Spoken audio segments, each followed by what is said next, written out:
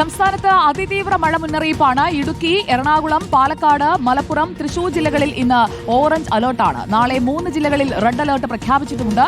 ഇടുക്കി, പാലക്കാട്, മലപ്പുറം ജില്ലകളിലാണ് നാളെ red alert വന്നിരിക്കുന്നത്. സംസ്ഥാനത്ത് മഴക്കെടുതി രൂക്ഷമാണ്. എറണാകുളം കുമ്പളത്ത് കനത്ത മഴയിൽ വീട് തകർന്നു. ഇടുക്കി ശാന്തിഗ്രാമിൽ ഇടിമിന്നലിൽ വൈദ്യുതി ലൈനിന് തകരാർ സംഭവിച്ച് വൈദ്യുതി വിതരണം നിലച്ചു.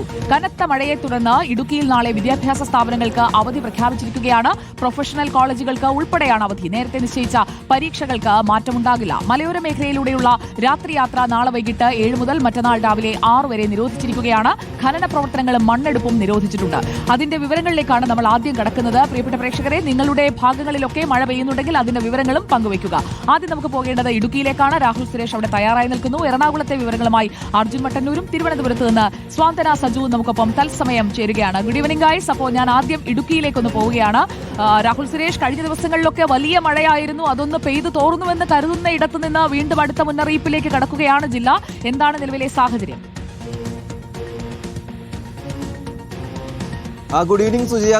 2 ദിവസത്തെ മഴ ഇന്നലെ രാത്രിയോടുകൂടി തോർന്നു എന്ന് കരുതിയതാണ്. പക്ഷേ ഇന്ന് രാവിലെ മുതൽ തോരാ മഴയാണ്. ഇന്ന് രാവിലെ ആരംഭിച്ച മഴ ഇപ്പോഴും ഇങ്ങനെ തുടരുകയാണ്. അതിശക്തമായ മഴയല്ല, പക്ഷേ ഈ കാണുന്ന പോലെ തന്നെ സാധാരണ മഴയാണ് ജില്ലയിലാകെ ഇന്ന് രാവിലെ മുതൽ ഇപ്പോഴും തുടർന്നുകൊണ്ടിരിക്കുന്നത്. ഇന്നിപ്പോൾ ഓറഞ്ച് അലേർട്ട് ആണെങ്കിൽ നാളെ ജില്ല റെഡ് അലേർട്ടിലേക്ക് മാറുകയാണ്. അതിന്റെ ഭാഗമായി ചില നിയന്ത്രണങ്ങൾ ഏർപ്പെടുത്തിയിരിക്കുന്നു. ആദ്യം തന്നെ പറയാനുള്ളത്, നാളെ പ്രൊഫഷണൽ കോളേജിൽ ഉൾപ്പെടെയുള്ള മുഴുവൻ വിദ്യാഭ്യാസ സ്ഥാപനങ്ങൾക്കും ഇടുക്കിയിൽ ജില്ലാ കളക്ടർ അവധി പ്രഖ്യാപിച്ചിട്ടുണ്ട്. മുൻകൂട്ടി നിശ്ചയിച്ച പരീക്ഷകൾക്ക് മാറ്റമില്ല എന്നും ജില്ലാ കളക്ടർ അറിയിക്കുന്നുണ്ട്. അതുകൂടാതെ മറ്റു പ്രധാനപ്പെട്ട നിയന്ത്രണങ്ങളിലേക്ക് പോവുകയാണെങ്കിൽ മലയോര മേഖലയിലൂടെയുള്ള രാത്രി യാത്ര നാളെ നിരോധിച്ചിരിക്കുകയാണ്. നാളെ രാത്രി 7 മണി മുതൽ മറ്റന്നാൾ രാവിലെ 6 മണി വരെയാണ് ഈ നിരോധനമുള്ളത്. അതുകൂടാതെ ഖനന പ്രവർത്തനങ്ങൾക്കും മണ്ണെടുപ്പും നാളത്തെ ദിവസം നിരോധനം ഏർപ്പെടുത്തിയിരിക്കുന്നു. തൊഴിലുറപ്പ്, തോട്ടം ജോലികൾ, റോഡ് നിർമ്മാണം എന്നിവ നാളത്തെ ദിവസം നിർത്തിവെക്കണമെന്നാണ് ജില്ലാ കളക്ടർ ഇപ്പോൾ ഇടുക്കിയിലെ പ്രേക്ഷകർ പ്രത്യേകം ശ്രദ്ധിക്കുക. ഇടുക്കിയിലെ വിദ്യാഭ്യാസ സ്ഥാപനങ്ങൾക്ക് അവധി പ്രഖ്യാപിച്ചിരിക്കുകയാണ്. അതിതീവ്ര മഴ മുന്നറിയിപ്പിന്റെ പശ്ചാത്തലത്തിലാണ് വിദ്യാഭ്യാസ സ്ഥാപനങ്ങൾക്ക് അവധി പ്രഖ്യാപിച്ചിരിക്കുന്നത്. മറ്റിടങ്ങളിൽ അവധിയുണ്ടോ എന്ന് നമുക്കറിയണം.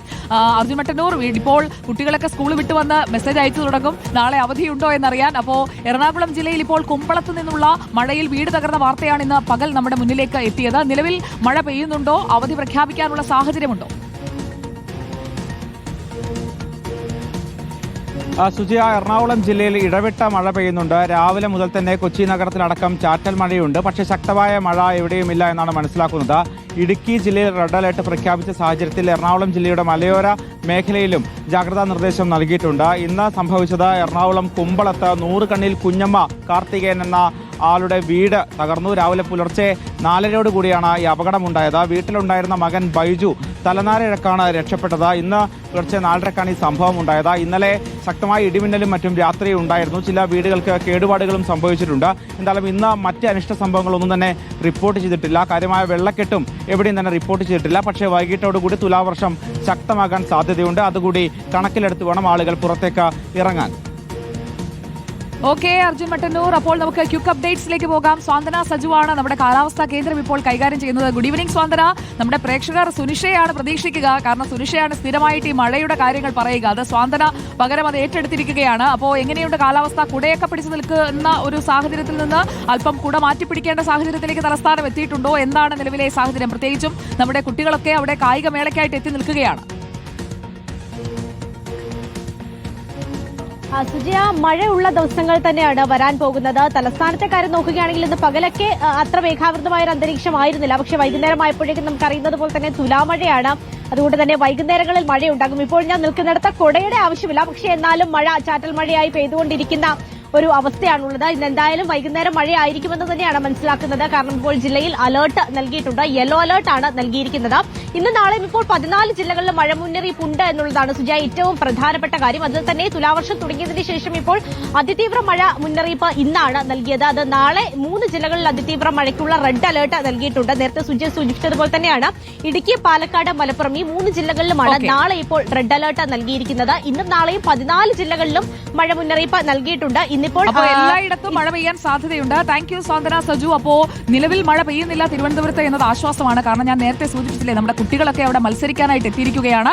അപ്പോൾ അവരുടെ വിശേഷങ്ങളിലേക്ക് നമുക്ക് പോകാം ഒട്ടും വൈകിക്കാതെ. അപ്പോൾ പ്രിയപ്പെട്ട പ്രേക്ഷകർക്ക് എല്ലാവർക്കും ഗുഡ് ഈവനിങ്. തുലാവർഷം മേളം എന്നുള്ള പാട്ട് വെച്ചോളൂ എന്നൊക്കെ സുൽത്താനി പറയുന്നുണ്ട്. അപ്പോൾ ആ പാട്ടൊക്കെ വെക്കാൻ ആവുന്നതേ ഉള്ളൂ. അപ്പോൾ നമുക്കത് വെക്കാം. യൂറോപ്പിൽ തണുപ്പാണ്, നാട്ടിലെ മഴ മിസ് ചെയ്യുന്നു സഞ്ജയ് പറയുന്നുണ്ട്. കുടയില്ലെങ്കിൽ കുട വാങ്ങിക്കുക. അത് പറഞ്ഞപ്പോഴാണ് ഓഫീസ് വിട്ടിറങ്ങുന്നവരൊക്കെ കുടയൊന്ന് എടുത്ത് പിടിച്ചോളൂ കയ്യിൽ.